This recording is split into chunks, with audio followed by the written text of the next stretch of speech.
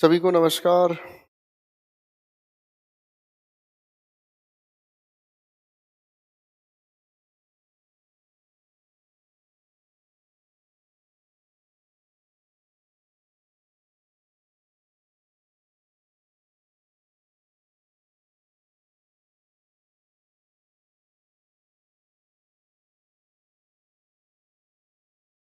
सभी के सभी दोस्तों को नमस्कार, दिल से प्यार। आ जाइए फटाफट से पढ़ने पढ़ाने का प्रोसेस करते हैं।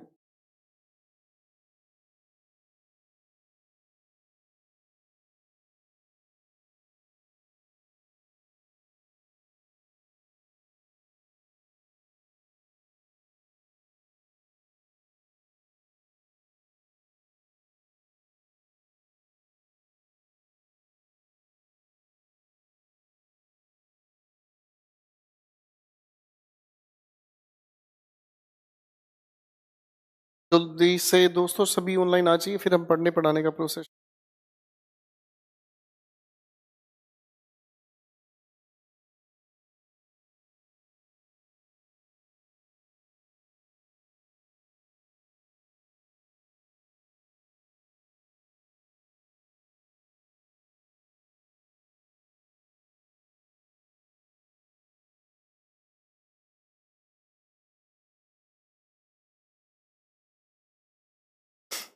जल्दी आ जाएं।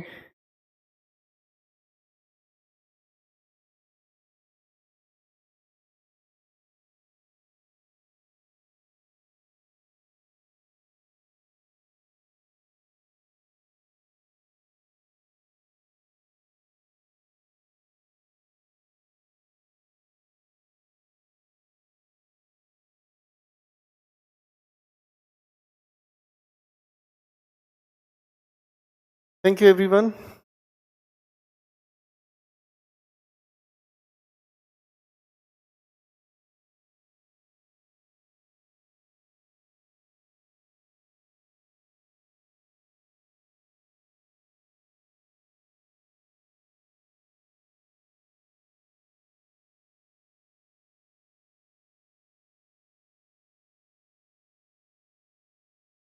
Thank you Pritam.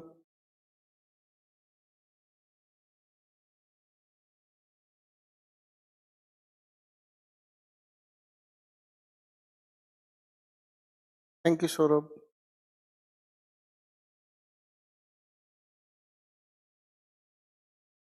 Thank you everyone. Sir comments हटाएं, जरा कहानी शुरू करते हैं पढ़ने पढ़ाने की।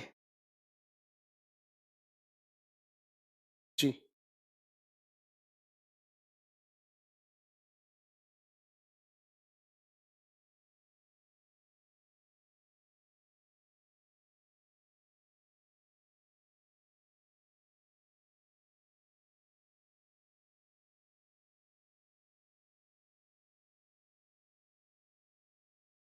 सभी को नमस्कार। पिछली क्लास तक हम लोगों ने कंजंक्शंस की बात की। कंजंक्शंस में पेयर कंजंक्शंस का हम लोगों ने मसला हल किया और डिटेल में कहानी को हम लोगों ने समझने का प्रयास किया। दोस्तों चलिए थोड़ा सा चलते हैं आगे। एक बहुत खूबसूरत बातचीत से हम मिलने का काम करते हैं और ये एक अगला टॉपिक हमारा शुरू होता है आज, जिसे हम कहते हैं आर्टिकल्स। आर्टिकल्स को अगर हम समझने की कोशिश करें तो आर्टिकल्स बहुत खूबसूरत सवाल हैं। आर्टिकल से बहुत सारे सवाल उठते हैं, लेकिन सबसे पहला ये सवाल उठता है कि आर्टिकल्स होते क्या हैं। जब तक हमें यही नहीं पता आर्टिकल्स होते क्या हैं, फिर उसके बाद हम लोग कहानी कैसे समझ। आर्टिकल्स होते क्या हैं। आर्टिकल्स को लेकर कई सारे सवालों के जवाब मिलते हैं और अलग अलग लोग, अलग अलग विचार, अलग अलग जवाब मिलते हैं। आर्टिकल्स कहने के लिए बहुत हल्का फुल्का टॉपिक है लोगों के लिए। अगर हम थोड़ा ध्यान से समझने का काम करें तो इस टॉपिक में बहुत गहरी बातें हैं। ठीक है। और इस टॉपिक में बहुत गहरी बातें अगर आती हैं तो इतना सारा इसमें समझना है और बिल्कुल धीरे धीरे चीजों को मैं रिलेटिवली जोड़ना शुरू करूँ। आर्टिकल्स की अगर हम बात करें तो आर्टिकल्स को समझने के लिए, जैसे अगर मैं एक दो सवाल लिख लेता हूं।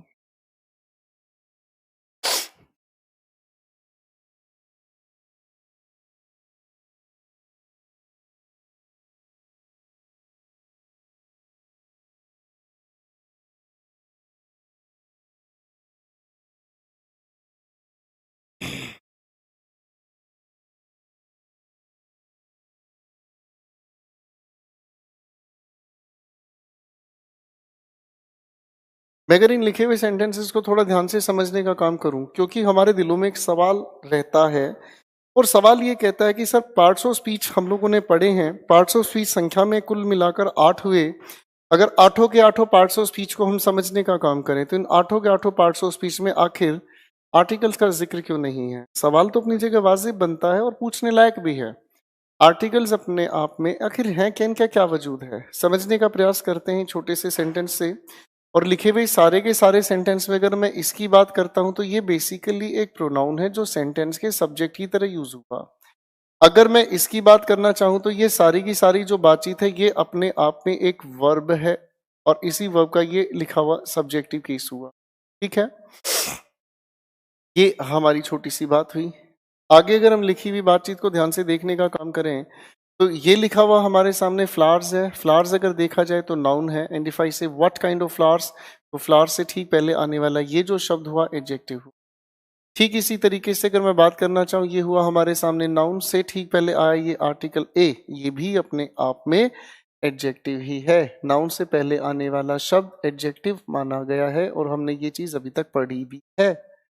अगले सेंटेंस की अगर मैं बात करता हूं तो ड्रेसेस भी लिखा नाउन, यानी कि गुड इसी से ठीक पहले लिखा हुआ एडजेक्टिव अपने आप में तैयार हुआ। अगले सेंटेंस की अगर हम बात करते हैं तो ड्रेसेस अपने आप में नाउन हुआ, तो नाउन से पहले आए हुए ये जो लिखा हुआ शब्द है ये भी अपने आप में एडजेक्टिव हुआ।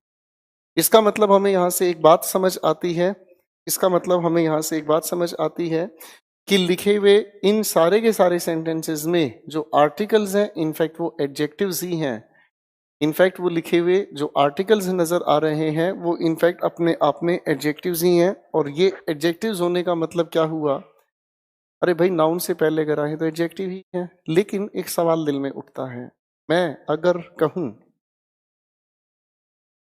इस लिखी हुई बातचीत से अगर इन सभी के सभी नाउन्स को मैं हटाना चाहूं और इन सभी के सभी नाउन्स को हटाकर मैं छोटी छोटी बातों को थोड़ा सा जोड़ना शुरू करूं और छोटी छोटी बातों को अगर थोड़ा समझने की कोशिश करता हूं तो कहानी बदलती है। अगर आप किसी इंसान के सामने, देखो एक बात तो हमने अभी तक समझने की कोशिश की है कि आर्टिकल्स कुछ और नई चीज नहीं है, आर्टिकल्स एडजेक्टिव्स ही होते हैं, ये बात तो समझ आई। ठीक है, अगर हम थोड़ा ध्यान से समझने का कोशिश करें मैं अगर किसी इंसान के सामने जाकर कहने की कोशिश करूं ब्यूटीफुल, तो हो सकता है सामने वाला मुस्कुरा दे। आप ट्राई करके देखें, क्लास खत्म होने के बाद आप किसी लड़की के पास जाकर कहने की कोशिश करें तो हो सकता है मुझे भाभी मिल जाए, मुझे पुत्र वधू मिल जाए। अगर मैं उसी लड़की से ये कहना चाहूं तो हो सकता है मेरे मुखमंडल पर तमाचा भी लग जाए, यानी कि ये बात नॉनसेंस हुई।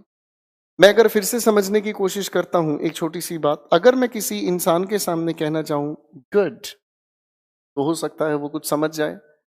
लेकिन अगर मैं उसी इंसान को कहना चाहूं तो उसे कुछ भी समझ नहीं आए, कहानी समझ आनी शुरू। अगर हम इन दोनों की बात करते हैं तो ये ऐसे एडजेक्टिव्स हुए जिनका अपना इंडिपेंडेंट मीनिंग है और इनका इंडिपेंडेंट है। लेकिन अगर हम इन दोनों की बात करें तो ये ऐसे एडजेक्टिव्स हुए जिनका ना तो अपना इंडिपेंडेंट मीनिंग है और ना ही इंडिपेंडेंट। कहानी समझ आ रही है? आर्टिकल्स ऐसे एडजेक्टिव्स हुए जिनका अपना इंडिपेंडेंट मीनिंग भी नहीं है और इनका अपना इंडिपेंडेंट नहीं। फिर कह रहा हूं, आर्टिकल ऐसे एडजेक्टिव हुए जिनका इंडिपेंडेंट मीनिंग भी नहीं है, इनका इंडिपेंडेंट यूज नहीं है। इसी वजह से आर्टिकल्स की एक डेफिनेशन तैयार हुई जिन्हें हम कहते हैं वर्ड फिक्सर्स। वर्ड फिक्सर्स कहने का मतलब ये समझ आया कि ये किसी भी शब्द से पहले आकर उनके मीनिंग को फिक्स करते हैं। इनका अपना मीनिंग नहीं होता, इनका अपना इंडिपेंडेंट यूज नहीं होता। इसीलिए अगर हम इसे और गहराई से समझें तो कुछ ग्रामेरियंस यहीं से रास्ता निकाल के चलते हैं जिसे हम कहते हैं डेटर्मिनर्स। करेक्ट प्रोनाउंस करें इसे हम कहते हैं डेटर्मिनर्स। एक बार फिर से समझें, आर्टिकल्स अलग से कोई नई चीज नहीं है। आर्टिकल्स एडजेक्टिव्स का ही एक ऐसा हिस्सा है जिनका इंडिपेंडेंट कोई मीनिंग नहीं, जिनका इंडिपेंडेंट कोई यूज नहीं। और अगर हम इनकी बात करते हैं तो इन्हीं को हम कहते हैं वर्ड फिक्सर्स। ये किसी शब्द से पहले आकर उनकी मीनिंग को फिक्स करते हैं, इनका अपना इंडिपेंडेंट मीनिंग नहीं होता। इसीलिए ग्रामेरियंस इसी की वजह से एक नई ब्रांच तैयार करते हैं जिसे हम कहते हैं डिटर्मिनर्स। ठीक है, अब एक सवाल उठता है कि डिटर्मिनर्स और एडजेक्टिव्स में क्या फर्क है। सवाल का जवाब आपके पास है। एडजेक्टिव का आप इंडिपेंडेंट यूज कर सकते हैं, एडजेक्टिव्स के आप ग्रेड्स कर सकते हैं, पॉजिटिव, कंपैरेटिव, सुपरलेटिव या फिर नॉन ग्रेडेबल। लेकिन अगर इन वर्ड फिक्सर्स की अब बात करें, इनका कोई ग्रेडेशन नहीं होता, इनका ग्रेडेशन से ताल्लुक भी नहीं होता। आगे कहानी कुछ और डायरेक्शन में लेके जाएंगे हम इससे अगले टॉपिक में। फिलहाल के लिए इतना समझ आया, आर्टिकल्स अपने आप में वर्ड फिक्सर्स होते हैं, इन्हीं को हम डिटर्मिनर्स कहते हैं। मैं 1 मिनट के लिए रखूंगा बच्चों, एक बार आई वॉश करना चाहूंगा।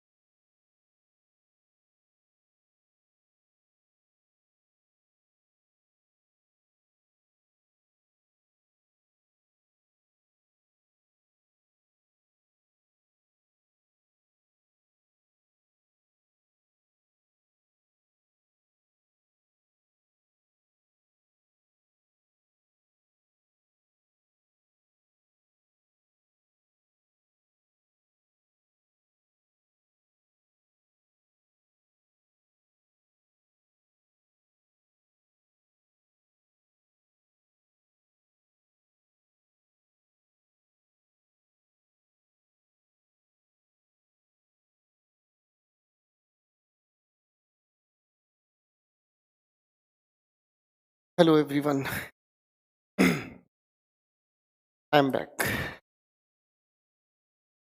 A moment please, let me have a sip of water.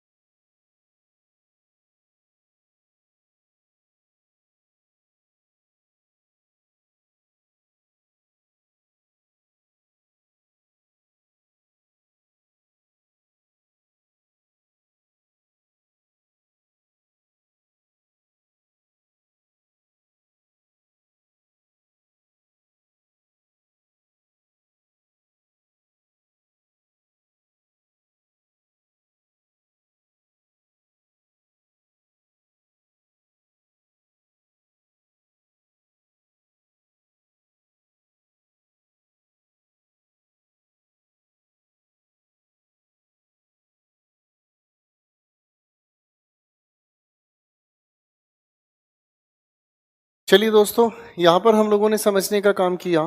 I have got something in my I, leave that thing. हमारे सामने इस लिखे हुए सेंटेंस की अगर हम बात करते हैं, सेंटेंस नहीं सॉरी, अगर हम इस आर्टिकल की बात करते हैं, बेसिकली आर्टिकल कुछ और चीज नहीं है। विकास साहब इस पर ध्यान दे लें, कमेंटबाजी ना करें प्लीज, डिस्टर्ब ना करें। कल के 10 क्वेश्चन में साउंड नहीं आ रही, सोल्व करके देख लो बेटा, इजी क्वेश्चन है, खुद भी कर सकते हो। मेरी आवाज आप खुद भी एफर्ट्स लगाओ बेटा, इधर ध्यान दें। हम लोग पढ़ने की कोशिश कर रहे थे आर्टिकल के बारे में दोस्तों, और आर्टिकल हम लोगों ने डिफाइन किया। आर्टिकल बेसिकली अपने आप में एक वर्ड फिक्सर कहलाता है। ये चीज निकली हुई है बेसिकली एडजेक्टिव से, और एडजेक्टिव से अगर हम इसे निकालने की कोशिश करते हैं तो ये ऐसे एडजेक्टिव्स हुए जिनका इंडिपेंडेंट मीनिंग नहीं, इनका इंडिपेंडेंट फंक्शन नहीं, इसीलिए हम इन्हें डिटर्मिनर्स के नाम से भी जानते हैं। खैर, अब अगर हम इनको थोड़ा ध्यान से समझने का प्रयास करें तो आर्टिकल्स अपने अपने हिस्से बांट लेता है। इसमें एक टाइप हम लोगों को समझना है इंडेफिनिट। इसे इंडेफिनिट क्यों कहा गया, इसका कायदा भी हमें थोड़ी देर के समझ में आएगा, पर पहले बेसिक इंफॉर्मेशन पर मैं काम करना चाहूंगा। इंडेफिनिट की अगर हम बात करते हैं तो इंडेफिनिट के लिए हम दो ही आर्टिकल्स का जिक्र लाते हैं, एक हुआ ए, एक हुआ एन। अगर हम इसकी बात करना चाहें तो ए और एक हुआ एन, ठीक है। अगर हम इनका यूज देखने की कोशिश करें तो इन्हें हम यूज करते हैं सिंगुलर काउंटेबल नाउन के साथ। सिंगुलर काउंटेबल नाउन की ही बात अगर हम कहें तो ये कन्वे करता है जनरल सेंस, और अगर जनरल सेंस को भी हम लोग ध्यान से समझें तो इसका एक्चुअल फंक्शन आता है to single out. Single out का अर्थ हमें समझ आता है, ये बताने का काम करता है एक के बारे में। ये तो हुआ हमारा पहला डिस्कशन। अगर हम इसे समझने का काम करें तो ये इंडेफिनिट आर्टिकल ए या एन हुए, इनका हम सिंगुलर काउंटेबल नाउन से ठीक पहले यूज करते हैं। ये जनरल सेंस कन्वे करते हैं, इनका फंक्शन है टू सिंगल आउट, यानी कि जो भी हमारे सामने है उनमें से किसी एक की बात करना, ठीक है। इनका जो पहला फर्क है वो पहला फर्क काम आता है साउंड की बेसिस पर। हम लोगों ने जब पहले दिन क्लास पढ़नी शुरू की थी, लेडीज एंड जेंटलमैन, हम लोगों ने जब पहले दिन क्लास पढ़नी शुरू की थी तो पहले दिन की क्लास में हम लोगों ने एक चीज समझी थी, सर लैंग्वेज बनती है या लैंग्वेज को समझा जा सकता है जिसका आधार है साउंड। अगर इसका आधार साउंड है तो साउंड बेसिकली दो हिस्सों में हमने बांटी। अरे साउंड को ही हम लोगों ने लेटर्स कहा, फिर दो हिस्सों में बांटा, एक हम लोगों ने कहा वाउल्स और एक हमने कहा कॉन्सोनेंट। उसी के आधार पर इनकी जरूरत हमें पड़ी। अब जो इनकी जरूरत हम लोगों को समझना है तो उसे भी देख लेते हैं। साउंड के बेसिस पर अगर हम बात करना चाहें इस एन की तो हम इसे यूज करते हैं सिंगुलर काउंटेबल नाउन के ठीक साथ, या फिर अगर मैं कहना चाहूं इसे ऐसे लिखना चाहे ज्यादा खूबसूरत लगेगा, initial vowel sound of singular countable noun, ठीक है जी। जब हम किसी भी सिंगुलर काउंटेबल नाउन से ठीक पहले इसे यूज करने की कोशिश करेंगे, ठीक है, जब हम इसे किसी भी सिंगुलर काउंटेबल नाउन से ठीक पहले यूज करने की कोशिश करेंगे तो हम वाउल साउंड को ऑब्जर्व करते हैं। इस वाउल साउंड के आधार को अगर हम तैयार करें तो वाउल साउंड बेसिकली 5 लेटर्स के साथ रिप्रेजेंट की जाती है। अब इन पांचों की अगर मैं बात करना चाहूं तो इन पांचों की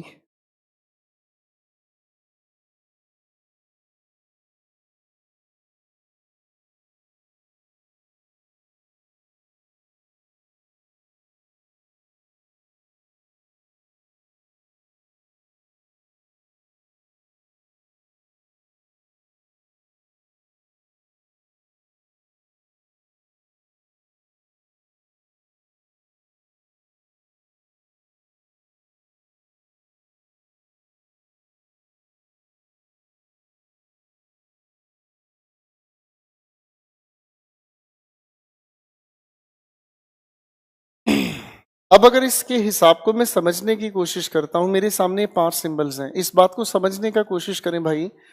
मैंने आपके सामने एक छोटा सा शब्द लिखा, जनाब पढ़कर सुनाए। शाबाश। एक शब्द मैंने आपके सामने और लिखा, पढ़कर सुनाए। राइट। अगर मैं एक और शब्द को पढ़ने के लिए आप लोगों को कहूं तो एक शब्द मैंने आपके लिए कहा, पढ़कर सुनाए। फिर से पढ़ें।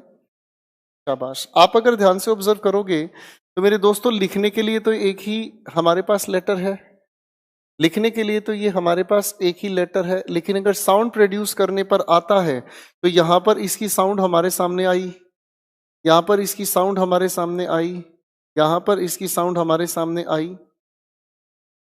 अगर हम थोड़ा ध्यान से समझने का काम करें तो भैया यहां तो कहानी ही बदल रही है। लिखने के लिए तो एक ही सिंबल है, लिखने के लिए तो ये एक ही सिंबल है, लेकिन अगर चीजों को थोड़ा ध्यान से समझा जाए तो साउंड तो ये एक से ज्यादा बना रहा है।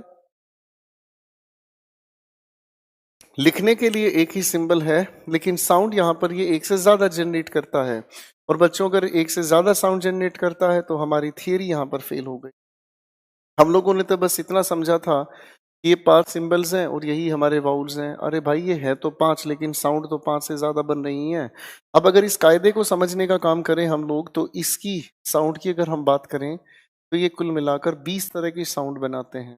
अब ये 20 तरह की साउंड कैसे बनती है, कैसे मोनोफ्थोंग्स, कैसे डिप्थोंग्स, कैसे ग्लाइड्स, कैसे फ्रिकेटिव्स, किस तरीके के एक एक शब्द को साउंड जनरेट करने पर हमें समझना है, तो ये चीज हमारे सामने बिल्कुल कहानी उल्टी है।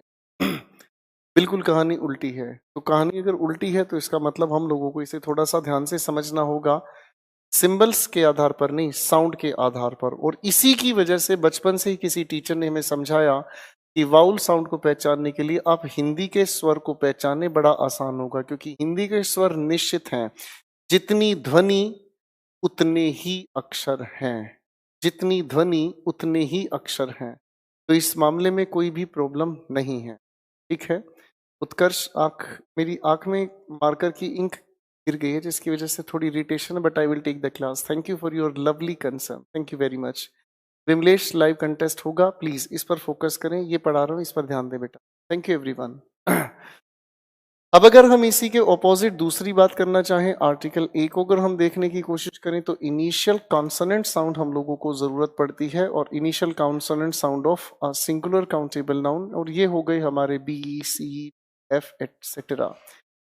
इनकी साउंड्स की अगर हम बात करें तो ये हमारे सामने आती हैं कुल मिलाकर 24 साउंड्स। अगर ये 24 साउंड्स हैं तो इनका काम कैसे करना है आओ थोड़ा सा समझने के लिए मैं एक छोटा सा डिस्कशन लेना चाहूंगा। मैं आपके सामने लिख रहा हूं कुछ एक शब्द, इन शब्दों के साथ आर्टिकल ए या एन को हमें फिल करना है।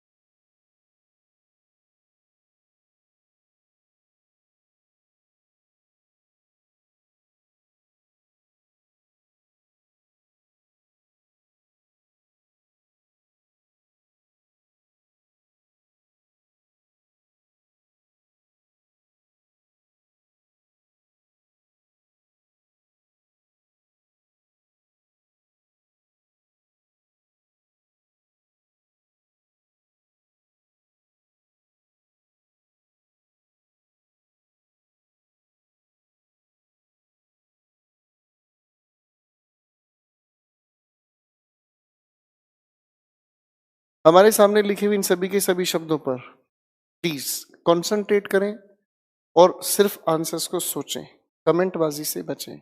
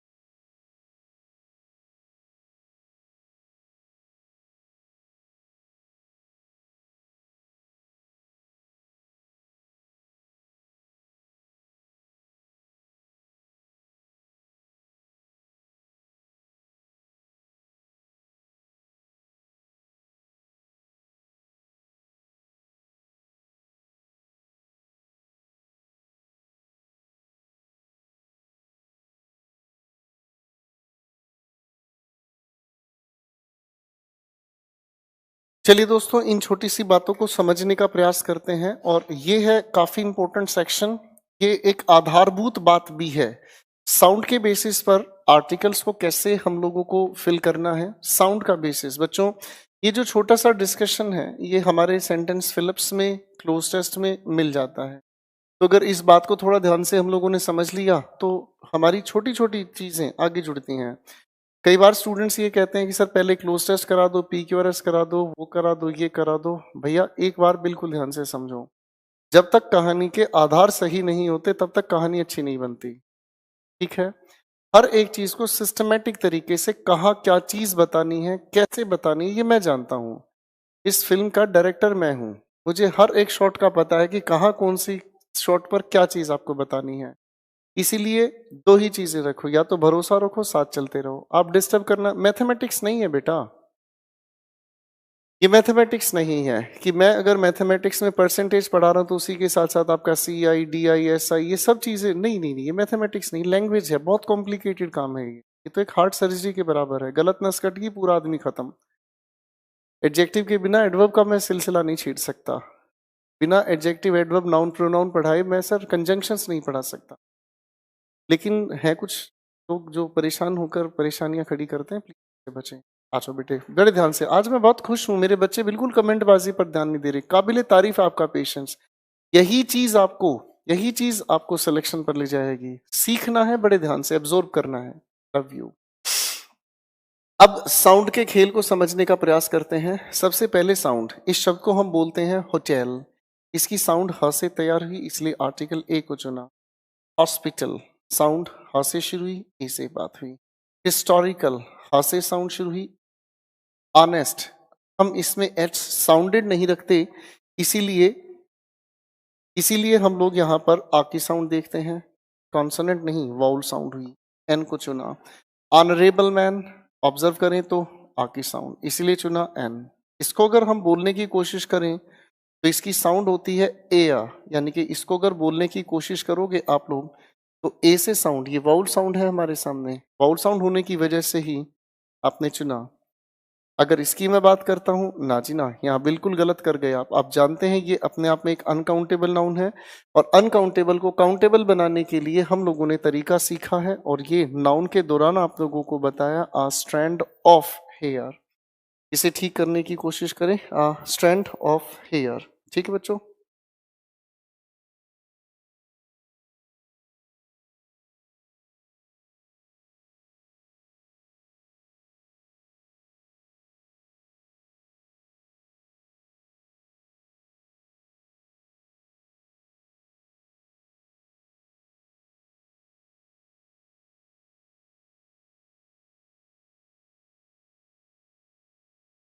चलिए इस बात को थोड़ा आगे लेकर चलने का काम करते हैं।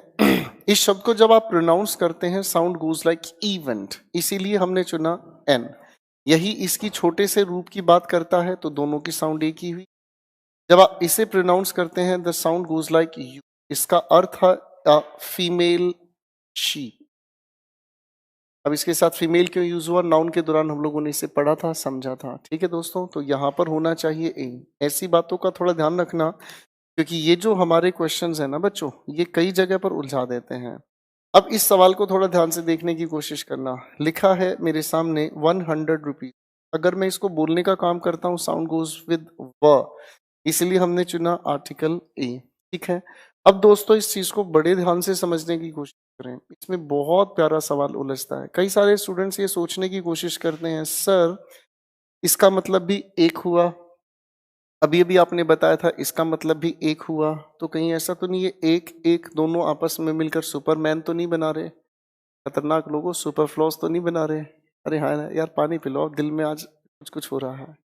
ठीक है, तो भाई ये सवाल उठता है कि यहाँ पर ये भी हमारे सामने, अगर मैं समझना चाहूँ, ये एक और ये भी एक लफड़ा हो गया जी दिल में। अरे हाँ है ना। अब इस बात को थोड़ा ध्यान से समझने की कोशिश करें। मैं अगर कहूँ give me a pen, give me a pen, और अगर मैं कहता हूं गिव मी वन पेन, तो इन दोनों के अर्थ क्या निकल के आते हैं? अगर हम इसे समझने का काम करें, give me a pen, give me one pen, देखो कहने के लिए तो दोनों में कोई फर्क है ही नहीं। अब इन दोनों को थोड़ा ध्यान से समझने का काम करते हैं। जब इस ए, और याद रखना अधिकतर एग्जामिनेशंस में क्लोज टेस्ट के अंदर आपको ये क्लोज टेस्ट में आपको ये क्वेश्चन दिया जाता है, चॉइस ए, वन, सिंगल, ये 3 चॉइस अधिकतर हमें मिलती हैं क्लोज टेस्ट में। जिन्हें यहां नहीं समझ आना वो वहां बर्बाद है, वहां बैठ के सोचते हैं तुम जो आए जिंदगी बाट लग गई। आओ, अगर मैं इन दोनों के दोनों सेंटेंसेस को ध्यान से देखूं तो इनके अंदर ए और वन का ही अर्थ अनर्थ होता जा रहा है। ठीक है, सबसे पहली बात तो आप अगर ध्यान से समझने का काम करेंगे तो ये नाउन है, नाउन से पहले ये दोनों के दोनों एडजेक्टिव हैं। आपको एक बात समझ में आएगी, अगर मैं ये कहने की कोशिश कर रहा हूं तो देखो भाई साहब, यहां पर इस एडजेक्टिव से पहले मैं डिटरमिनर यूज कर सकता हूं। एक और डिफरेंस समझ में आ रहा है, एडजेक्टिव से पहले मैं डिटरमिनर यूज कर सकता हूं, ठीक है, लेकिन डिटरमिनर से पहले एडजेक्टिव यूज। सेट है, आ जाओ। Give me a pen, give me one pen. सबसे पहली बात तो जब हम सिंगुलर काउंटेबल नाउन से पहले आर्टिकल ए का यूज करते हैं तो सबसे पहली बात तो ये जनरल सेंस यूज कर रहा है। ठीक है जी, मैं अगर किसी दुकानदार के पास जाकर कहने की कोशिश करता हूँ गिव मी अ पेन, तो दुकानदार मुझसे पूछेगा ना कौन सा पेन चाहिए, क्योंकि पेन तो कोई भी हो सकता है। मैं शब्द बदल कर बोलता हूँ, मैंने आपके सामने कहा गिव मी अ बुक, आप ही मुझे कहेंगे सर कौन सी बुक दें, बुक तो कोई भी हो सकती है। अरे हाँ है ना, बात अपनी जगह ठीक है। तो ये तो हो गई हमारे सामने जनरल सेंस, और इस जनरल सेंस के आधार पर इसका एक मीनिंग निकलता है एनी, यानी कि कोई भी। इस शब्द को थोड़ा ध्यान रखना बेटा, इसकी हमें आगे जरूरत पड़ेगी। ठीक है, पहला मीनिंग तो इसका ये तैयार हुआ, फाइन। अब अगर मैं इसी के मीनिंग को समझने का काम करता हूं, मैं किसी दुकानदार के पास गया, मैंने उसके सामने सेंटेंस कहा गिव मी अ पेन, तो दुकानदार पूछता है मुझसे भैया कौन सा पेन चाहिए। मैंने उसे कहा आप एक काम करो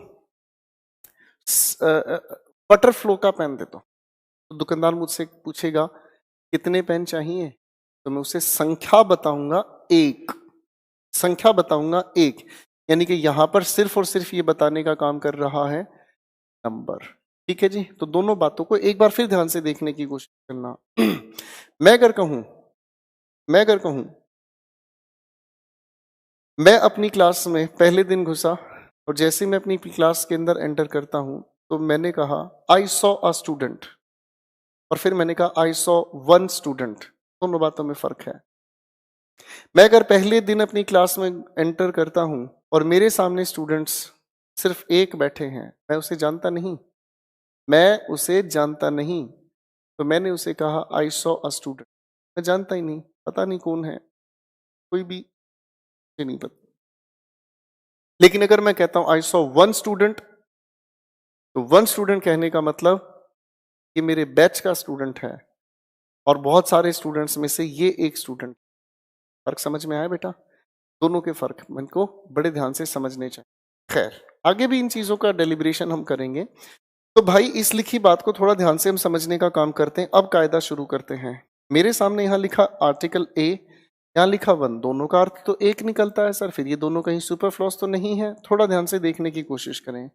मैं इस आर्टिकल ए का यूज कर रहा हूं इस नोट की वजह से, जो अपने आप में सिंगुलर काउंटेबल नाउन है। मैं अगर सेंटेंस लिखने की कोशिश करता हूं गिव मी अ 500 रुपी नोट, कायदे से समझने का काम करना बेटा। यहां पर लिखा ये नोट सिंगुलर काउंटेबल नाउन है, की वजह से ही आपने यूज किया आर्टिकल ए, यानी कि ये सारी की सारी बातचीत जो लिखी है अपने आप में एडजेक्टिव ही। अरे बोलो हाँ, ये सारी की सारी बातचीत अपने आप में एडजेक्टिव ही, तो इसका मतलब सिंगुलर काउंटेबल नाउन का ताल्लुक है इससे, इसी के लिए ये यूज हुआ ए। इसका इससे क्या लेना देना भाई, ये तो एडजेक्टिव है। अरे हाँ है ना। अगर मान लो यहां पर मैं इसी चीज को समझने की कोशिश करता हूं और इसी ए को हटाकर यहां पर लिखने की कोशिश करता हूं वन, तो इस वन का मतलब ये समझ में आता है।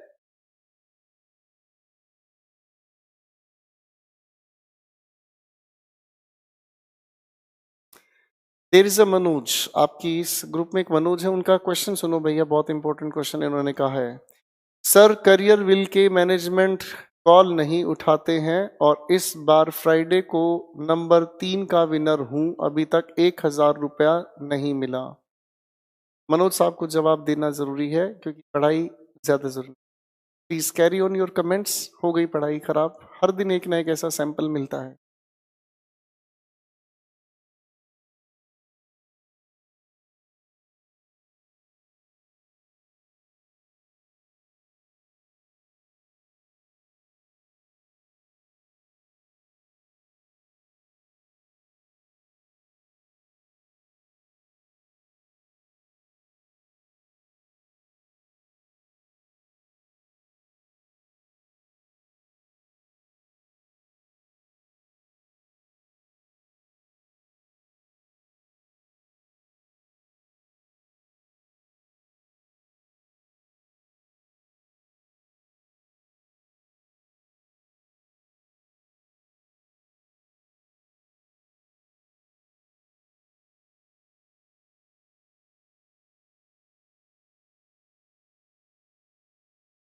कोई और ऐसा नॉनसेंस क्वेश्चन है मनोज साहब तो पूछ लीजिए बेटा।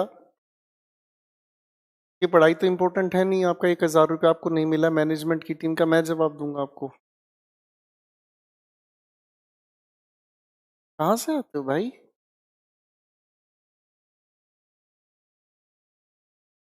क्या है ये बदतमीजी भाई? Let us back to the business. अगर यहाँ इसी लिखे हुए सेंटेंस के अंदर मैं अगर इसी लिखे हुए सेंटेंस के अंदर यही मेंटेन करता हूं, गिव मी 2, तो आगे ये 500 रुपये आपका एडजेक्टिव रहा और नोट की जगह हो जाएगा नोट्स। तो यहां पर इस लिखे हुए ए का यहां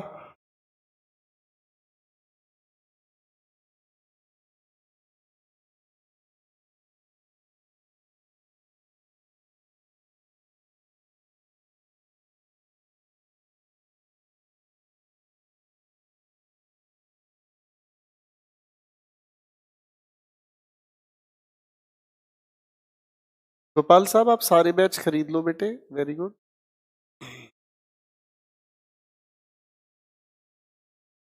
मैं आगे पढ़ाना शुरू करूं या कमेंट्स करेंगे आप? तो इस लिखे हुए इस ए को इस वन से तो कोई ताल्लुक नहीं है। ये जो लिखा हुआ है हमारे सामने यहाँ पर, ये जो भी कुछ लिखा है बेसिकली एक एडजेक्टिव है। फाइन। नोट की वजह से आर्टिकल ए का यूज किया, ये चीज हम लोगों ने एट्रीब्यूटिव एडजेक्टिव की बात हम लोगों ने समझी थी। अब अगले सवाल पर आते हैं। वन आइड मैन, इस मैन की वजह से हम लोगों ने यूज करने का काम किया आर्टिकल ए, और ये जो वन आइड है बेसिकली एक एडजेक्टिव है, इसका इस ए से वन से कोई लेना देना नहीं है। ठीक है। नेक्स्ट क्वेश्चन की अगर हम बात करते हैं तो लिखा है वन एग्जाम्पल। अब ध्यान से समझने का काम करना। एग्जाम्पल हमारे सामने एक शब्द लिखा है, अगर इस वन को मैं ध्यान से देखूं तो ये इसके लिए यूज हुआ है। ठीक है। अगर ये इसके लिए यूज हुआ है तो भैया ये भी हमारी संख्या ही बता रहा है, ये कोई एडजेक्टिव वाली सेंस तो कन्वे नहीं कर रहा, ये भी हमारी संख्या बता रहा है। ठीक है।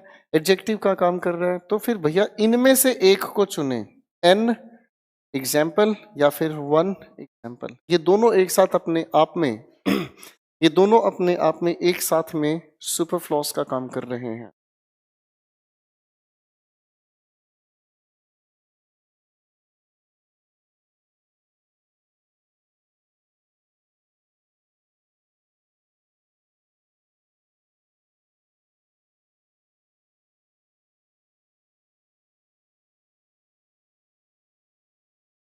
अगले लिखे हुए छोटे से शब्द की अगर हम बात करें तो अगला छोटा सा शब्द बड़ा प्यारा हुआ, ऑप्शन। आप इसे अगर पढ़ने की कोशिश करें तो साउंड गोज विद ऑप्शन।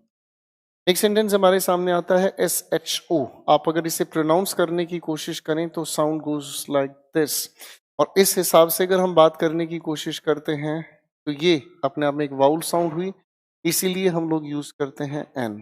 आगे अगर हम बात करने की प्रयास करें तो ये जो लिखा हुआ है शब्द, it is called L, don't call it all, it's L, it's naught L. तो इसकी अगर हम साउंड को ऑब्जर्व करें तो इसकी साउंड के आधार पर ही हम लोग तैयार करते हैं इस एन को। आगे अगर हम देखने की कोशिश करें, द साउंड गोज लाइक प, प की वजह से ही साउंड आपने चुनी। इसे अगर आप बोलने की कोशिश करते हैं, the sound goes like R, vowel sound. इसको बोलने की अगर कोशिश करें तो इफ, अगर एफ से शुरू हुई बात एन, तो ये भी अपने आप में एक मिथ्या है, ये भी अपने आप में एक चीटिंग है, ये भी अपने आप में एक मिथ्या है कि लिखी हुई अगर हमारे सामने आती है बातचीत, लिखी हुई अगर हमारे सामने बातचीत आती है, कई बार टीचर्स ये रटा देते हैं कि बच्चों कोई भी एब्रीविएशन आपके सामने लिखी होती है तो आप उसके लिए एन का यूज करें। अरे भाई कोई भी एब्रीविएशन ऐसे कैसे आ जाएगी? मेरे सामने अगर लिखा हुआ है, इसे अगर प्रोनाउंस में करता हूँ द साउंड गोज लाइक ड, इसीलिए यूज होना चाहिए ए। तो ऐसा नहीं है, ये अंधेर भक्ति नहीं चलेगी भाई कि अंधे में बैठ के भक्ति कर ली, सोच लिया भगवान तो काले होते हैं। मूर्खता है भाई, ये तो डिपेंड करता है साउंड। चलिए आगे चलते हैं। यहाँ तक की बातें मुझे लगता है क्लियर हो गई होंगी आप लोगों को। अरे बोलो हाँ। यहाँ तक की बातें हमें क्लियर हो गई होंगी, और इस बातचीत को अगर हम समझने का प्रयास करें तो ये सारा का सारा जो खेल है इनफैक्ट ये साउंड का है। क्लियर होगी बात? अब चलता हूं मैं थोड़ी सी अगली बातचीत को लेकर। अगली बातचीत को अगर हम लेकर चलते हैं तो एक अगला डिस्कशन हमारे सामने आता है, और ये जो बातचीत है हमारे सामने, when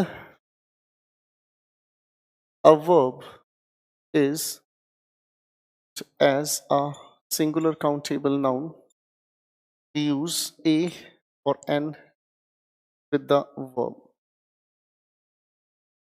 हम अगर चाहें तो वर्ब को भी सिंगुलर काउंटेबल नाउन की तरह यूज कर सकते हैं। बड़ी गहरी बात मैंने कही, ध्यान से सुनना। नाउन की डेफिनेशन हमें याद आती है दोस्तों, नाउन की डेफिनेशन हमने कही नेमिंग वर्ड। क्या कहा? Naming word. नाउन की अगर हम नेमिंग वर्ड की बात करते हैं तो नेमिंग वर्ड का मतलब 4 हिस्सों में बांटा था। एक visible, felt only, noun equivalent और यूनिट। नाउन इक्विवेलेंट हम किसे कहते हैं? पॉजिटिव डिग्री को जिसको हम नाउन की तरह यूज करते हैं। ऐसे कई सारे शब्द हम लोगों ने पार्ट्स ऑफ स्पीच में अब तक पढ़े हैं। अब आती है बात, हमारे सामने एक छोटी सी बात हमने पढ़ी बच्चों, जिसे हम कहते हैं फेल्ट ओनली। इसी को हम लोगों ने हिस्सों में बांटा, FAQS।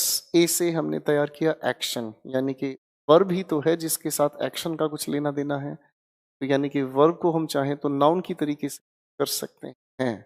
आओ थोड़ा ध्यान से समझते हैं। अगर मैं किसी इंसान के सामने कहता हूं डू नॉट टेल अ लाई, सवाल पूछना चाहूंगा मैं, डू नॉट टेल व्हाट। जैसे ही मैंने आपसे सवाल पूछा डू नॉट टेल व्हाट, तो भैया इस व्हाट का आंसर मुझे मिलता है लाई। व्हाट का आंसर अगर मिलता है नाउन, तो भैया अपनी खुशी से नाउन नहीं बना है ये, इसे नाउन बनाने वाला शब्द ये है आर्टिकल डेटरमिनर ए। कुछ बात समझ में आई? वो छोटी सी बात है, कहानी बदल जाती। एक और सेंटेंस लिखता हूं। आप किसी पार्टी में जाते हैं, आपने कहा आई वॉन्ट अ ड्रिंक। चीजों को ध्यान से समझना। मैं अगर सवाल पूछना चाहूं आई वॉन्ट वॉट, वॉट का आंसर मुझे मिलता है इस छोटे से शब्द से, वॉट से, यानी कि ड्रिंक। ड्रिंक अपने आप में एक वर्ब है, ड्रिंक, ड्रैंक, ड्रंक, अपने आप में एक ये वर्ब है। लेकिन इस वर्ब को नाउन बनाने के लिए इस वर्ब को नाउन बनाने के लिए हमें जरूरत पड़ती है इस डेटरमिनर की। इसका मतलब ये डेटरमिनर क्या हुआ? इसके मीनिंग को फिक्स करता है।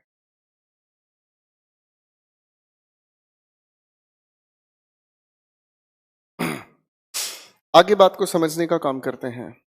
ठीक है, बहुत प्यारे सवाल उठता है।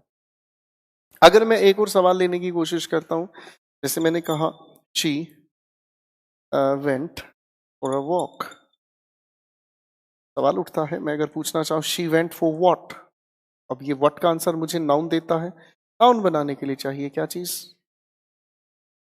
ठीक है जी, आप कभी कभी किसी इंसान को बोलते हैं सेंटेंस, जैसे अगर मैं कहता हूं, सॉरी, अगर मैं कहता हूं give it a try, give it what, अब ये ट्राई व्हाट का आंसर नाउन तब बनाती है जब आर्टिकल ए।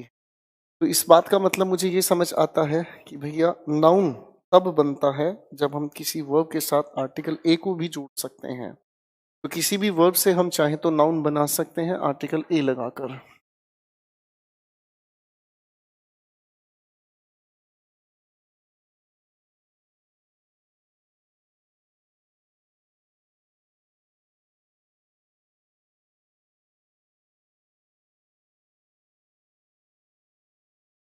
आइए थोड़ा सा आगे लेके चल लेते हैं भाईजान इस बातचीत को। अच्छा देखो, अब ये तो बात हो गई हमारी आर्टिकल ए के बारे में। इसी के पैरेलल एक और आर्टिकल हमारे सामने आता है जिसे हम लोग कहते हैं डेफिनेट आर्टिकल। जब डेफिनेट आर्टिकल की हम बात करते हैं तो डेफिनेट आर्टिकल अपने आप में एक ही हुआ, एक अकेला काफी है। जब इसकी हम बात करते हैं तो पहली बात तो ये कि ये यूज किया जाता है स्पेसिफिक सेंस में, या फिर अगर हम कहने की कोशिश करें तो जब ये एक पर्टिकुलर मीनिंग तैयार करता है। और पर्टिकुलर या स्पेसिफिक मीनिंग तैयार करने का मतलब समझ में आता है कि जिसके भी साथ ये यूज किया जाता है, अबाउट जिसके भी साथ यूज किया जाता है द रीडर, या फिर अगर मैं कहना चाहूं लिसनर इज अवेयर ऑफ। बात को थोड़ा ध्यान से समझने का काम करेंगे हम अब। मैंने आपको कहा कि हम आर्टिकल द की एक सेंस कन्वे करते हैं। एक हुई स्पेसिफिक, स्पेसिफिक हुई मैं पर्टिकुलर भी कह सकता हूं। हम लोगों ने रिलेटिव प्रोनाउन में समझा था हु के साथ या हुम के साथ जोड़ना। जब भी हम इसे किसी के साथ जोड़ते हैं तो इसके बारे में रीडर या लिसनर को पता होता है। शायद यही है वो वजह जिसकी वजह से हम इसे स्पेसिफिक बनाते हैं। अब इस लिखी हुई बातचीत के थोड़े से फंक्शन को समझने की करते हैं। अब इस लिखी हुई बातचीत के थोड़े से फंक्शन को समझने की कोशिश।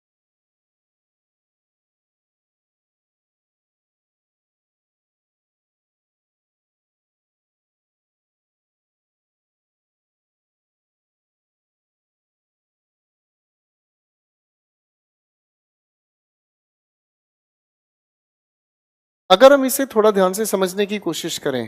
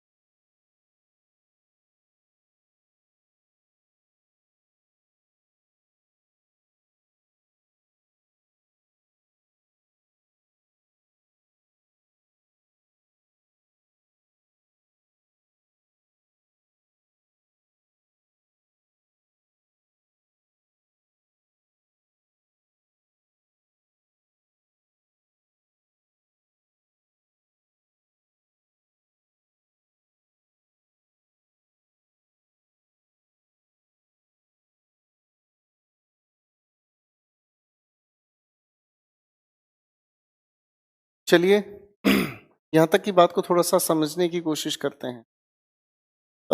तो इस द को लेकर एक सवाल उठता है कि सर ये तो हम लोगों ने सुने हैं कुछ लोग ऐसे भी बोल देते हैं और कुछ लोग ऐसे भी बोल देते हैं। सर बोलने से कुछ नहीं होता, समझने पर खेल है। अगर हम इसकी बात करते हैं तो दोस्तों ये हुआ हमारा इनिशियल कॉन्सोनेंट साउंड के साथ। इनिशियल का अर्थ हुआ जिसे हम कहते हैं शुरुआत में, किसी भी शब्द की शुरुआत में क्या साउंड आती है।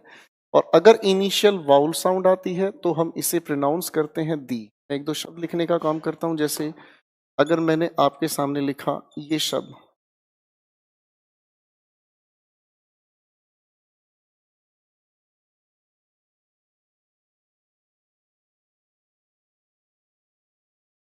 मैं अगर प्रोनाउंस करने की कोशिश करता हूं, थोड़ा ध्यान से देखने की कोशिश करना, आशियन, बाउल साउंड, इसलिए हमने कहा दी आशियन, कार का बाउल साउंड नहीं है, कॉन्सोनेंट साउंड है। The car, the student, the angle, नलायको एंजल प्रिया नहीं, द एंगल। ठीक है, छोटा सा ही आज हम लोग डिस्कशन लेके चल रहे हैं। अब थोड़ा सा मुझे समय चाहिए क्योंकि अब इसके बाद 10 बजे मैं आप लोगों के साथ जुड़ूंगा और आज इंग्लिश का सेशन भी है आप लोगों के इस जीत की बातचीत।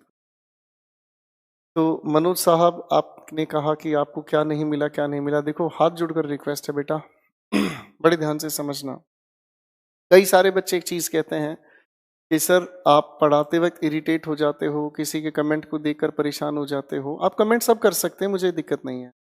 आप परेशान हो जाते हो, आप कम पढ़ाने में ये है वो है। देखो बच्चों, सही सीधी बात है, अगर किसी मंदिर के पुजारी को पूजा या पूजन करते वक्त डिस्टर्ब करोगे, वो बहुत गुस्से में होता है। और मैं आपको सच बताऊं, ये पढ़ाना नहीं है मेरे लिए, ये मेरी साधना है। I have spent more than 19 years, मैंने रिसर्च किया है इस पर, और मैं इस चीज की कभी शेखी नहीं बगारूंगा आपके साथ। द पॉइंट इज, मैं आपके सामने एक बहुत प्यारा व्यवहार, सीखने का मतलब सिर्फ सीखना होता है। ठीक है,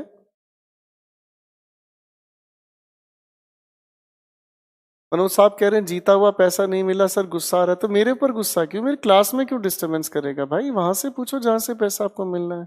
utter nonsense, frankly speaking this is nonsense. तो बेटा, पढ़ते पढ़ाते वक्त डिस्टर्बेंस नहीं बर्दाश्त। ठीक है, आप खाना खा रहे हो और कोई इंसान आपको आके परेशान करना शुरू कर दे, आप मुंह पे थप्पड़ मारोगे। खाना खाते हुए कौन डिस्टर्ब करना पसंद करता है? सेम थिंग इज यार, और मैं तो इतना टिपिकल काम कर रहा हूं। Everything mind game. ठीक है जी, चलिए दोस्तों, आज के लिए इतना ही। अब अपना तैयारी कीजिए, 30 मिनट के बाद आपके सामने होंगे क्वेश्चंस के साथ, खतरनाक बातों के साथ। Thank you everyone.